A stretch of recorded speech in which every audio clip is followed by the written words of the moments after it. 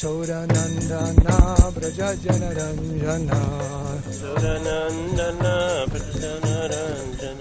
Yasodanandana Braja Janaranjana Jamuna Tira Vanacharya Jamuna Tira Vanacharya Jayo Radha Madhava Kunja Vihari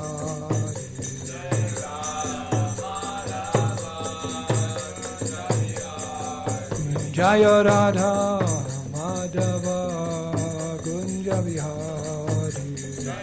Is this in your way? Yes or no? It's okay. Sri Radha Madhava ki, Sri Radha Giridhari ki. Jai. The ingenious invention of Janardhan Das Brahmachari ki. Gaura Premanande. Jayo Vishnupad Paramahamsa Parivrajika Jaja Shodhara Sisi Mad, His Divine Grace Abai Charana Ravinda Bhakti Vedanta Swami Srila Prabhupada ki Jai. Srimad Bhagavatam ki, Samaveda Bhakti ki. Gaura Premanande. Hare Krishna, Hare Krishna, Krishna Krishna, Hare Hare, Hare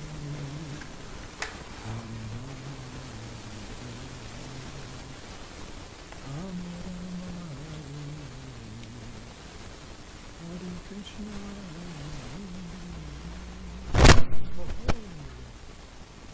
No class today.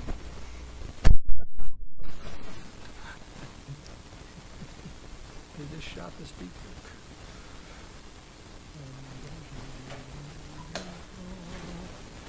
Radhe, Radhe, Radhe, Radhe,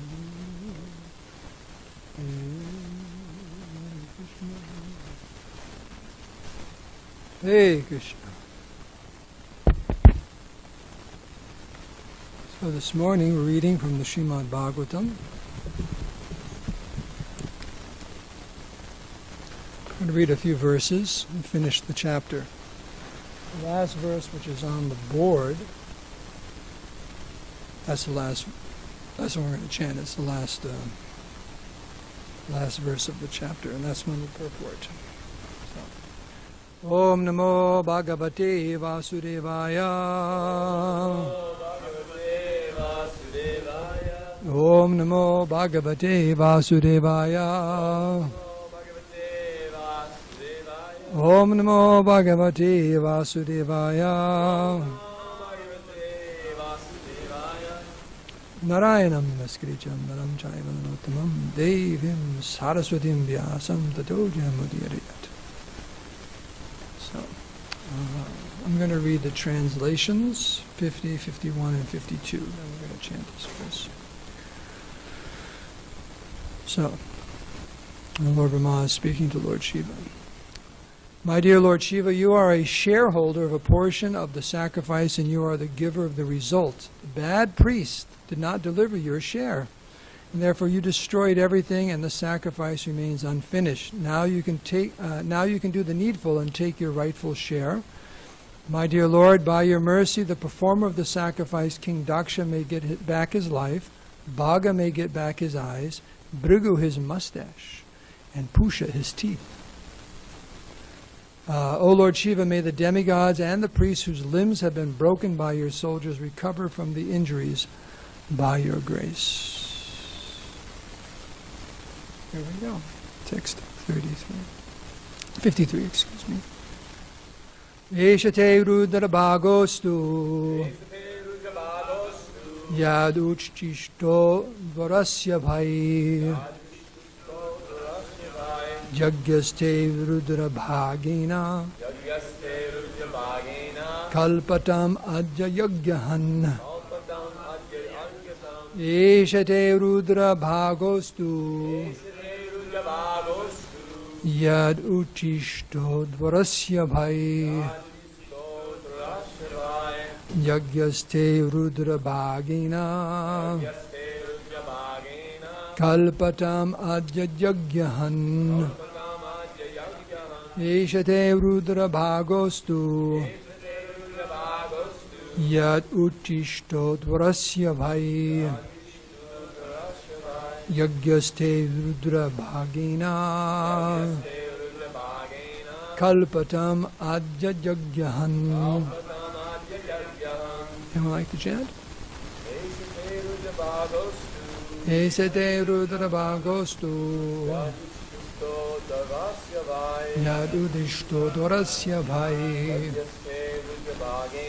Yagyaste rudra bhagina Kalpatam adya yagyahan.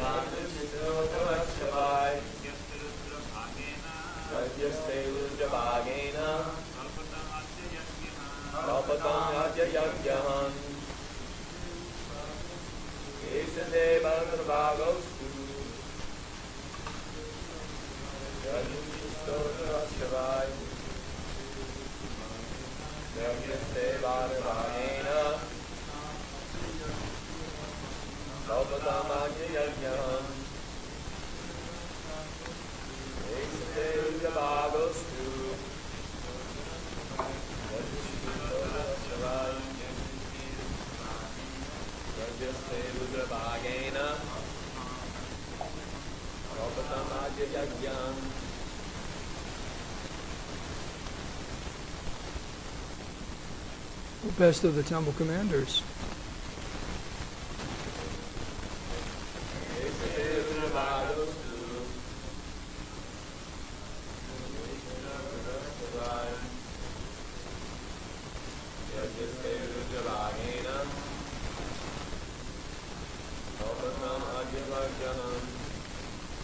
Anyone else?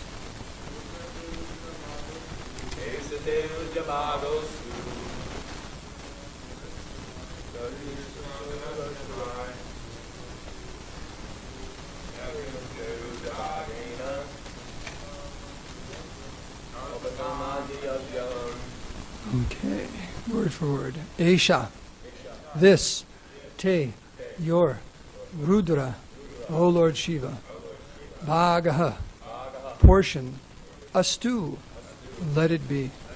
Yet, whatever, uchishta, is the remainder, advarasya, of the sacrifice. Vai, indeed, yagyaha, the sacrifice.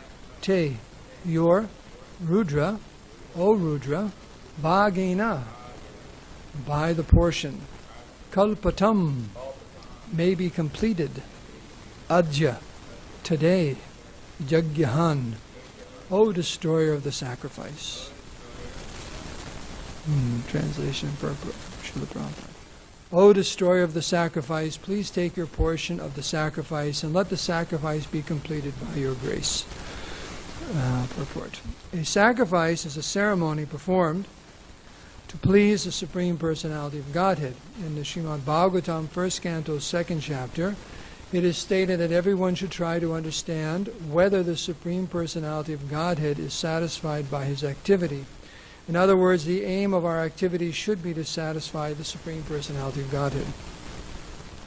Just as in an office, it is the duty of the worker to see that the proprietor or master is satisfied, so everyone's duty is to see whether the Supreme Personality of Godhead is satisfied by one's activity.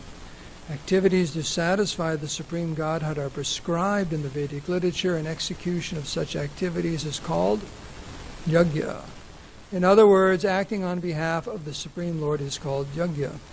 One should know very well that any activity beside yajna is the cause of material bondage. That is explained in the Bhagavad Gita, 3rd chapter, 9th verse. Yagyartat kamanonyatra loko yam karma bandhanaha. Karma bandhana means that if we do not work for the satisfaction of the Supreme Lord Vishnu, then the reaction of our work will bind us. One should not work for his own sense gratification. Everyone should work for the satisfaction of God. That is called yajna. After the yajna was performed by Daksha, all the demigods expected prasad, the remnants of foodstuffs offered to Vishnu.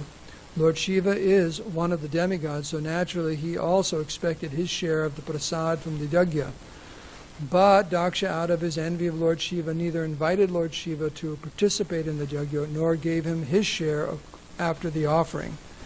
But after the destruction of the yajna arena by the followers of Lord Shiva, Lord Brahma pacified him and assured him that he would get his share of prasad. Which means devotees get really upset if they don't get the prasadam.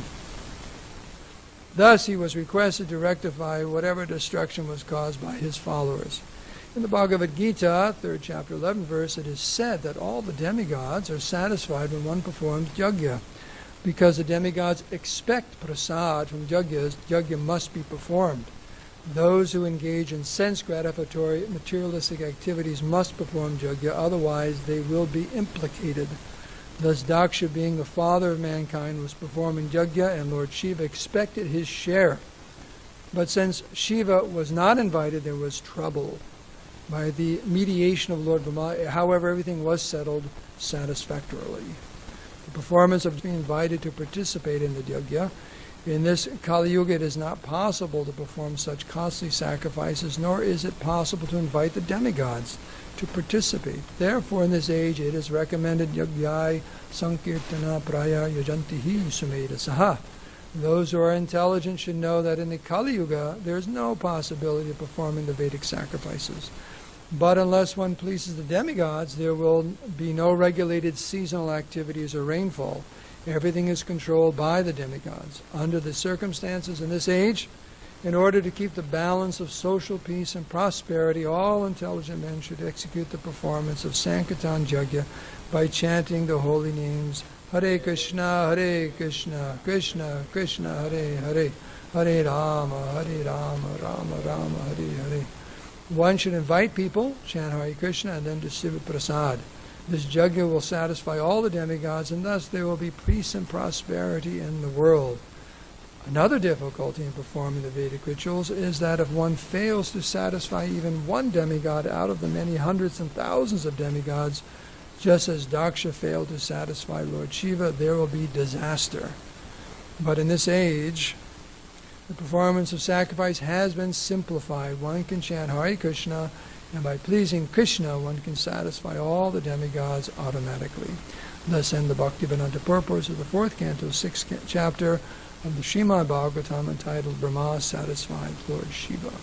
Om Agyantimaram Dasya Gyananjana Salakaya Chaksudan Minitam Dena Taismai Sri Gurave Namaha Sri Krishna Chaitanya Prabhu Nityananda Shri Advaita Gadadhar Shivashadi Gaur Bhaktivinoda Hare Krishna Krishna Krishna Hare Hare Hare Rama Rama Rama Hare Hare Vanchika Badru Bhashya Kripa Shindu Bevacha Vadidanam Bhavani Bho Vaishnavi Namo Namaha.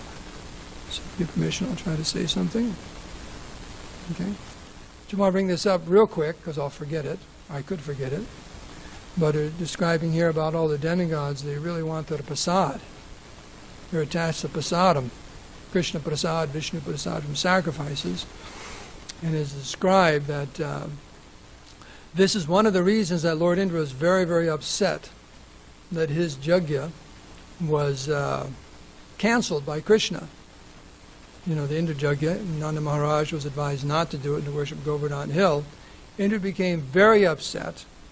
The one reason it's given that he was so upset, he was very, very attached to a particular type of milk sweet that they prepared in Vrindavan and offered during the Indra yajna. It was really nice prasad, and he wasn't going to get any. That's one of the reasons he was so upset. He was so attached that somehow or other the residents of Vrindavan made some really nice milk sweets, and he wasn't going to get any. You know, just like if you come to breakfast and someone says, "Oh, Prabhu, we already passed out all the samosas." I've been waiting for those samosas all morning long. All during japa I was thinking about those samosas. Now I don't have any samosas. You get all upset. I've been waiting all week long. Or just like you come down and you say, they canceled burrito day. Right? You said, "Oh, one of the reasons you came was Saturday." Canceled burrito day? Well, I'm just going back to L.A. Burrito day was the whole reason we came here. Right? So devotees are very attached to the prasadam, and that's a qualification actually to be attached to prasad. And, you know that story, Tamal Krishna Maharaj, he was sitting there, and devotee took a gulab-jamun from his plate. And he grabbed the devotee. Prabhu was there, and he said, so he was very, very upset. He said he put that gulab-jamun on his plate, and he was just sitting there during his feast. And he was meditating on how he was going to eat that gulab-jamun at the end of it. And so the devotee just took it. Not just took it, but just went like this. Boom! Ate the thing right in front of him. So he got upset. He got really upset. Tamal Krishna Maharaj used to be able to get very upset. He was known for that. A very powerful personality. And he said, "I'm a good critic." Like that. So anyways, so devotees are attached to prasad. Let's see. We need someone with a device. You have a device. I want you to bring up Srimad Bhagavatam, 1st Canto, 2nd Chapter, verse 13. That's what Prabhu is referring to here in the purport. 1, 2, 13. Okay. So, Jagya. In the Bhagavad Gita, there's a series. We'll just read. There's a series of verses. Prabhupada refers to 2 of them in this purport. And I'll read the translations because it gives the understanding of why this material world exists. At least according to devatas, pious people, or demigod-like people. They have a different way of seeing this world. And it's the way Krishna says this material world should be seen, or the purpose of it. And it begins with this verse that Prabhupada quotes, number 9, in the 3rd chapter of the Bhagavad Gita. Work done as a sacrifice for Vishnu has to be performed.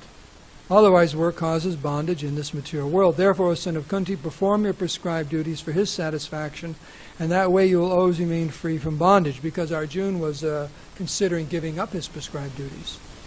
He thought, if I give up my prescribed duties, that's a better thing. I won't fight. My prescribed duty is I'm a Kshatriya, but in this particular circumstance, I think I'll just not do it. That was his idea. And Krishna's saying right here, no, you have to do your prescribed duty. Otherwise, work causes bondage in this material world. And then Krishna explains the whole creation. He says, in the beginning of creation, the Lord of all creatures, you know who that is? Lord Brahma. Sent forth generations of men and demigods, along with sacrifices for Vishnu, and blessed them by saying, be thou happy by this Yajna sacrifice, because its performance will bestow upon you everything desirable for living happily and achieving liberation. The demigods, being pleased by sacrifices, will also please you, and thus by cooperation between men and demigods, prosperity will reign for all. In charge of the various necessities of life, the demigods, being satisfied by performance of Yajna, will supply all necessities to you, but he who enjoys such gifts without offering them to the demigods in return is certainly a thief. This is this, Shishtashina. Okay. The devotees of the Lord are released from all kinds of sins because they eat food which is offered for sacrifice. Others who prepare food for personal sense enjoyment verily only sin. All living bodies subsist on food grains which are produced from rains. Rains are produced by performance of Yajna, and Yajna is born of prescribed duties. Regulated activities are prescribed in the Vedas, and the Vedas are directly manifested from the Supreme Personality of Godhead. Consequently, the all-pervading transcendence is eternally situated in acts of sacrifice. And the last one, my dear Arjuna, those who do not follow in human life the cycle of sacrifice and thus established by the Vedas certainly leads a life full of sin, living only for the satisfaction of the senses. Such a person lives in vain. This pavartitam chakram. So in here, Prabhupada talks about in the purport, this yajna or sacrifice, that's the purpose of life, of the whole material world. Now, that's not how a materialist sees the world. That's not at all how the materialists see the world. If there's any sacrifice to be done, it's for my personal sense gratification, right? And we understand that's the manifestation of envy of Krishna, which is the whole reason we're here. In other words, the what was just described, the Vedic concept, or we can say actually Krishna's idea, this is Krishna speaking about it, is that really everything exists for the pleasure of the Supreme Personality of Godhead.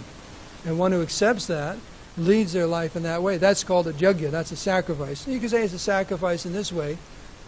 When you sacrifice something, that means you give something up, maybe that you'd like to do.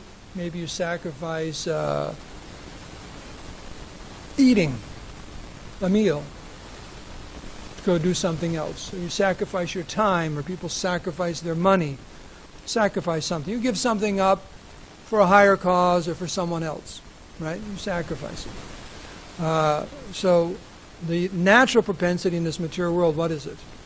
Enjoy our senses, right? No matter what species of life we're in, we're trying to enjoy our senses. From the heavenly planets, the demigods, down to the most hellish existence. Even a worm in stool is thinking, hey, I'm going to go have a good time. Right? Found some fresh stool, I'm going to have a good time. A worm in stool is thinking, this is it, this is it, I'm going to enjoy. Right? Every living entity has the consciousness, aham bhogi ishwaraham, right? I'm the enjoyer, that it's me, perfect, powerful, and happy, like that. I'm the controller, I'm the enjoyer. So to give that up in recognition of that's an illusion. Krishna is the supreme enjoyer, he's the supreme controller, and all of my activities should be done in concert with that understanding. And that's yajna. And Prabhupada is explaining here, and especially in the Bhagavad Gita, and in that verse I'll have you read in a moment or two, the whole Vedic society is geared to that, the different orders of life. That's what's referred to, especially in that verse, in the Bhagavatam. The Varnashram. Varnashrama is for pleasing Lord Vishnu. All the different orders of life, what are we supposed to do in our life? You don't have to guess, you don't have to, it's your propensity, your God-given propensity. Use it for Krishna's happiness, for Krishna's pleasure, directly and indirectly. If you do that, you'll be very, very, very happy. And every living entity in this material world can plug into that. Just like the devatas, they can plug into also. They're responsible for running the whole place and for reciprocating with the yajnas of human beings. They're responsible for that, right? Human beings perform different sacrifices according to the Vedas, and the demigods respond. It's described here that the rainfall, the different blessings and so on, they come from the devatas. Now, Prabhupada makes the point many times that in this age of Kali, it is not possible to perform these Vedic yajnas properly. The qualified Brahmins aren't there, can't chant the mantras. The demigods really don't even want to come. So Mahabharata yesterday Maharaj were explaining that the temple in El Salvador is in a neighborhood, right? Not a very horrible neighborhood. And was it a few houses down is the 2 blocks away is it the cartel or the mafia? Big street gang. So who wants to go to that temple, right? Well, let's go to the Sunday feast. You take your life in your own hand. So the same way the demigods really don't want to come here in Kali Yuga. It's like a worse neighborhood than that. So how will you invite them, right? How are you going to invite them? It's like, I don't know. And you don't have the Brahmins to chant, you don't have the ghee. All these things are phenomenal expenditure and grand arrangements, for satisfying them. The Prabhupada says, and even if you make a mistake, you don't invite one of the demigods, then all of a sudden that's a problem. They get all upset. I mean, here's an example. I mean, Lord Shiva especially, he's Mahadev. He's the greatest of the devatas. But he was offended, and look what happened. Look what happened. The whole thing was destroyed. So that's the nature of this type of worship and so on. And we have the story also of Maharaj Nigra in the Bhagavatam. Simple little thing. He was a Karmakandi king. He was very nice, pious, doing everything, and then he accidentally, he gave a cow away, and the cow wandered back and gave it again. That one mistake, and he landed up taking birth as a lizard. That one mistake.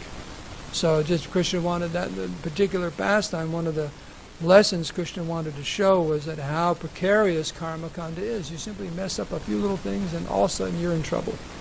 So yajna or sacrifice, performing our duties for the pleasure of the Supreme Personality of Godhead, that's the perfection of life. That's how we see this world and everything in it. Everything is a property of the Supreme Lord, should be used in the service of the Lord, including our body, our mind, That type of mentality is divine. That's what divine is. I was telling you that day. Yes, I was telling you. This last weekend, I was doing a wedding, and it was a Jain wedding. The bride's name wasn't Jane. You know what Jain wedding is? You know what Jains are? Okay, just so get it clear on that in case you know. Jain. It's a line of spiritual or religious, I don't know about spiritual, but religious line there in India, very prominent in previous times. A reactionary movement to the top-heavy caste system of Hinduism and so on. And most Jains, every Jain I've ever met has been a very, very peaceful, kind, nice person. Of course, you know, Himsa's there. They're the ones who wear the mask, some of them. Be careful where they won't eat vegetables from the ground. Yeah, very, very conscientious. And afterwards, I was asking one of the gentlemen who was there, a friend of the groom's, you know, what the philosophy was and what they do and so on and so on. And there's no mention of God. Nothing. Where we came from, what the purpose. It's all about the soul becoming free and the soul becoming all of its contamination, and ultimately to the point where the soul becomes omniscient. You actually know everything. That's perfection. You know everything. That's it. And they have different levels of mahants and so on. And but I was thinking, well, wait a second. You know, where did this world come from? Is there a God?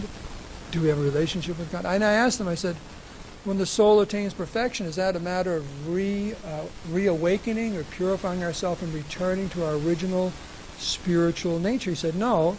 We all start out in a contaminated situation and evolve. It's an evolution. That was kind of interesting. But the Vedas are explaining that there's a whole material world is a creation of the Supreme Personality of Godhead. What is that? One of those first verses in the Upanishad? Isabhashamidam sarvam, right?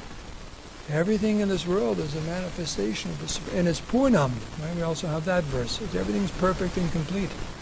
And that perfection is when everything is in harmony with that reality. And that's the material world. Sometimes it's said jailhouse, sometimes it's schoolhouse. Now, who's it a jailhouse for?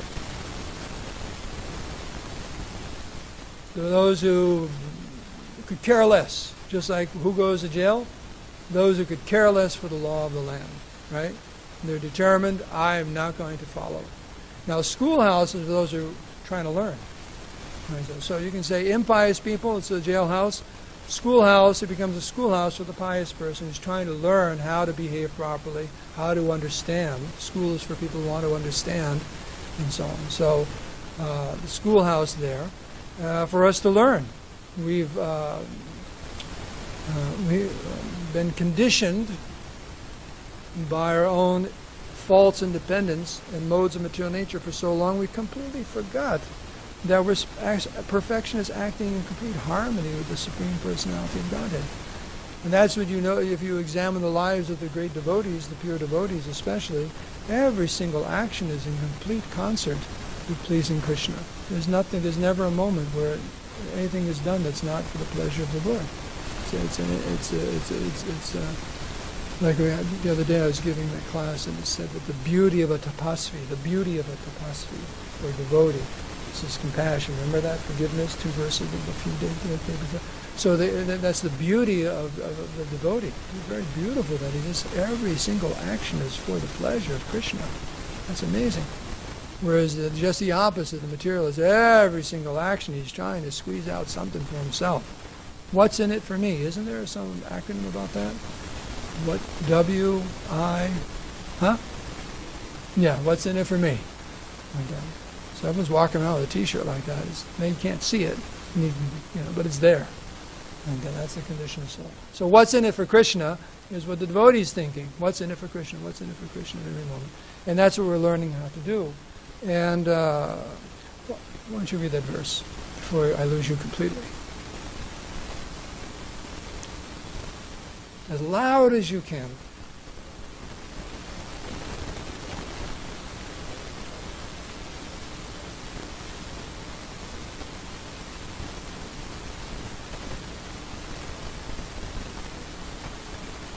Yes, some was that samsiddhim haritosanam, haritosanam, the pleasure of the Lord. The perfection of all of our activities is how we're pleasing Krishna by our actions. And that's something that has to be learned, how to perform our duties properly. So we all have duties. I mean, a take-home, or take ashram, what do you call it here? It's not a take-home because you live in the ashram. A take van, something to take to the van, or take upstairs, or whatever you want to do. Take it to breakfast. Your take-home is we all have our particular duties, and we have to learn how to perfect them. And the perfection is to make it as pleasing to Krishna as possible. Now, how do we know something's pleasing to Krishna or not pleasing to Krishna? I'll give you a hint. Verse number 8, Mangalartik. Yes. Yasya prasada bhagava prasada. Yasya prasada nagati katopi. So, when the spiritual master is pleased, we know Krishna is pleased. Yeah, so what's pleasing? How do you know the spiritual master is pleased?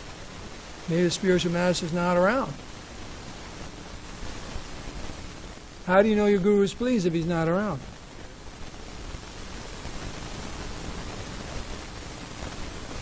Yes. Other Vaishnavas, right? Right. Other devotees. We've all been put under the care. Just like Raghunath Das Goswami, when he joined Chaitanya Mahaprabhu in Puri, he was put under the care of Srila Damodar. Right, so you always have to make sure you're put under the care of a Vaishnava. Right? Obviously, Chaitanya Mahaprabhu is his life and soul in the shelter, but he specifically put him under the care of Srila Damodar to train him. Yeah. So everyone should have someone you're under the care of, and if you don't, your homework today is to find someone. But we should all have someone or many different devotees. Make it like a big family, right? Just like they have extended families. You're used to that. People in America, we're not so much used to that. Extended, you got your uncles and aunts that are telling you what to do and this and that, and not only your parents, and not only just telling you what to do, but helping you. When you do these Indian weddings, you see all the uncles and aunts, they come and they just load all this money. They're all there, and they give money to the couple, and then the next wedding, everyone's there. It's a big, big family. You've got so many people looking out for you, helping you, assisting you, and it may take many different forms. So we should always be under the care of the Vaishnavas and learning from them how to perfect our yajna, and whatever it may be. That means our service and our life in general. We have our service, our daily service, but we also have our life. Everything should be in concert with what's pleasing the Supreme Personality of Godhead. And that we learn from those who are more expert. Just like in very, very, very, very, very, very, very, very advanced levels of Krishna consciousness, the devotee actually takes shelter of a resident of Vrindavan and learns from that devotee. Right? And that's what it is. So even before that, in our day-to-day life, how to perform our service nicely, whatever it may be. It may be book distribution, it may be for deities, anything. How to do it nicely. It may be we're living outside the temple, how to do it. I just read a lecture you gave me recently. There was one Indian scientist who was speaking to him. He was asking about his children. He has 2 boys, and they're so brilliant. They're just starting college, but the professors want them to work on all these different projects in physics and so on. They're brilliant young boys. And his father was asking Maharaj about, what kind of advice, because, the whole thing of science and materialistic science and atheism and the general tendency of, especially in the West, scientists aren't devotees, and maybe they will think that these young boys are sentimentalists because they're, His advice was, no, he said the example of Newton. Newton had made some comments that his science was to investigate how God is moving this world. In other words, science is investigating, this is amazing, that's very amazing, look at that's very amazing. Boy, it's amazing how Krishna does all of this. That should be the mood of the scientist, not that, I am proving God doesn't exist, we don't need him. But that's the mood. So even one may be a big, big physicist or scientist. What is their meditation? Just see how beautifully Krishna is doing everything. Unbelievable. So whatever it may be, Samsiddhim haritosanam. What does that mean? You read the verse. Yes, haritosanam means tosanam, pleasure, hari, the Supreme Lord, and samsadim. Sam means complete. Siddhi means perfection, the complete perfection. The complete perfection is haritosanam. And how do you know? Because everyone's happy and prosperous. What are all the benchmarks of perfection? Right? One is you're actually quite happy. Completely not just happy, but completely satisfied. Like that. And the material nature is working very, very beautifully. Just like Prabhu says in here and here many times, the rain is falling, there's prosperity, there's social peace, all these different... Krishna's already set everything in perfect harmony and balance for human beings, for every single species of life, for everything to go on very nicely. You hear that expression, they threw a wrench in the works? You hear that expression? It was like Dayanidhi Prabhu. He's heading off to Vrindavan again, with Vrindavan. And Meenakshi, they're shopping. They did the same thing last year. And when they arrived at the MBT last year, they couldn't stay there. They were going to stay in Maharaja's room, the SanDiego room. They couldn't stay there. You know why? There was no electricity. You know why? A monkey had taken its arm and stuck it into the generator, looking for something. The monkey was no more, went back to Godhead, but it fried the whole generator and took them days to fix the generator for that section of the NVT. So stuck, you don't put your arm inside a generator. That's the point. So you just mess everything up. So that's the expression, put a wrench in the machine, bust the whole thing. So if you just leave it alone, it's working so nicely. So the point is, we're learning how to live in complete harmony in this world. That's what Krishna consciousness. That's what we are when given, and that's what we're trying to give everyone else. That's what we're trying to give everyone. The transcendental knowledge is how to live in complete harmony in this life, and the real perfection is at the end of life, go back home, back to Godhead. And that's why the Sankirtan Yoga is so important, because not only the corollary secondary benefit is the whole material world is peaceful. The main thing is everyone goes back home, back to Godhead. It pleases Krishna. One becomes purified and goes back home, back to Godhead. It's not just satisfying the demigods. They're very, very satisfied, but that's not the purpose of chanting Hare Krishna. It is to, for comfort in this material world, is to go back home, back to Godhead. But corollary is that everything in this material world is completely in alignment. That's a very important word, alignment. Everything is lined up very nicely. So, Damodar, is that good? Any questions? Any questions or comments? Yes, Prabhu.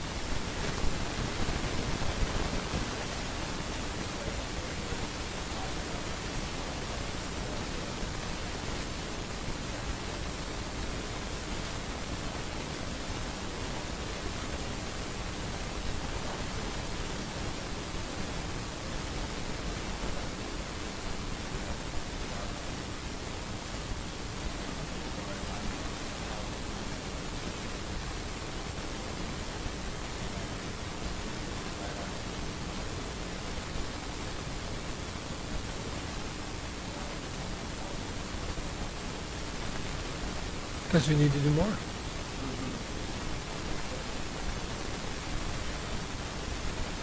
What does that to do more? And we don't know what Krishna's plan is. How,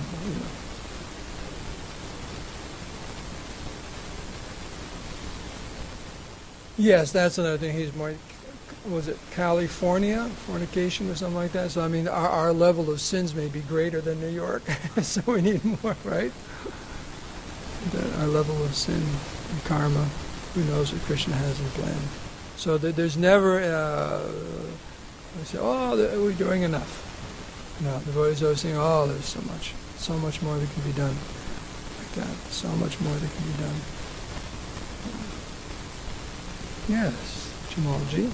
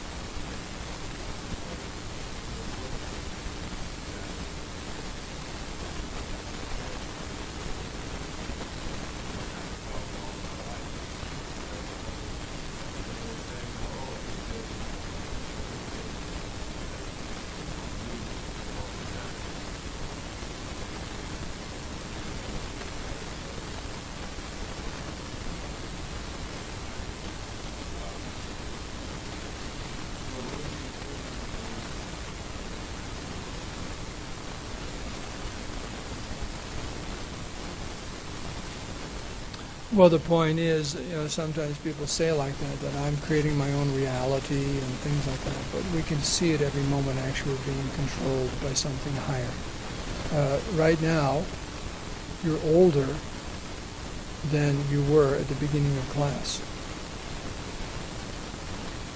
It may only be a half hour, 45 minutes. Can you stop that? Can you stop time from pushing you into an old body? Can you? No. That's just one example. You're being pushed by hunger. You're being pushed by so many things at every moment. So what's this idea that it's just all my own perspective and your perspective? And how about the fact that you have a completely different perspective than I do? Your idea of something good, I may think it's not good. So this whole idea of just the individual's perspective, your perspective is there, and it has some validity, but it's not absolute at all. And, just like little children, if you have little children, they have a perspective. It's not as educated and seasoned as the parents. Their perspective is, that's one example given, that I should just eat candy all day and not go to school. That's my perspective. Well, the parent's perspective is if you do that, you'll grow up stupid with no teeth. So get to school and stop eating the candy. Right? So which perspective is better? Right? So that's true. We all have perspectives. Now, Krishna says in the Bhagavad Gita in many places, my opinion. Right? In my opinion, Krishna's opinion, it's my opinion. Well, whose opinion is better, Krishna or ours? The opinion based upon full understanding of a situation has more weight than one who doesn't have a clue. Right? So it just so happens Krishna has complete knowledge of everything, so his opinion is probably pretty good. In fact, it's uttama, it's the best opinion. Because he knows past, present, and future. He knows every single living entity. He set everything in motion. So anyways, you can just ask him like that about the passing of time. We're controlled by so many different things, so it's not just our own perspective. Everything is new and everything is fresh. Like that. So that's part of being in California. Who was saying that? Some Maharaj, someone was saying that about, I don't know, it was Preetu or someone was saying about, different people in California and other places. The Californians is like, every single day is like new and fresh. And, I know someone else from New York. It was from New York. He's saying New York is like, bah, kind of heavy-duty negative, outlook on things. These people in California, you can always tell them when they come to New York, it's like, wow, look at that sunrise. Whoa, look at that sunset. Whoa, everything's new and fresh in California, But it's not, It's just a certain mindset. But,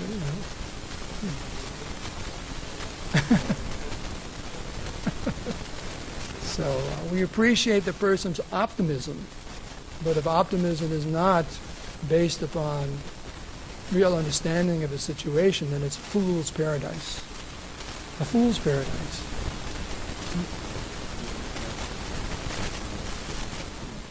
Yeah, that's what the new one. Let me try it again. Just squeeze a little more out. Squeeze a little more out. So, but yes.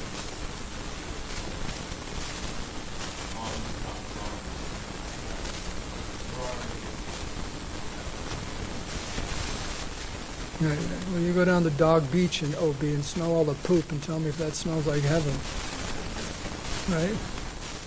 If that's heaven for you, boy. And far from heaven, it's like the armpit of SanDiego. Hare Krishna. He said, very good. Take this samosa. Take this prasad. That's what you tell people like that. We were discussing there's a song by Mangalananda. And Prabhu, and he was singing about how just before he passed away, he just wanted to be able to just tell his friends and relatives the truth about Krishna consciousness. So he's telling them Krishna's consciousness. And then he's just saying, but same old thing. They think I'm a crazy Hare Krishna. Every time we meet, he's a crazy Hare Krishna. And they talk about the weather, and they talk about different relatives, big hug, and they go away. It's relatives. So he's saying, but so for them, the people who don't want to know or question, he said, at least there's savories and sweet rice, so you better learn how to cook. That was the last line of the song. So you better learn how to cook, right? Because most people can't, they don't inquire. They don't have the stuff upstairs to think, the piety, the punya. So what do? A lot of prasadam and the holy name. And gradually the cloud, it dissipates. And one can think. So we're all banking on that. I got it right now because breakfast is ready, right? There's prasad.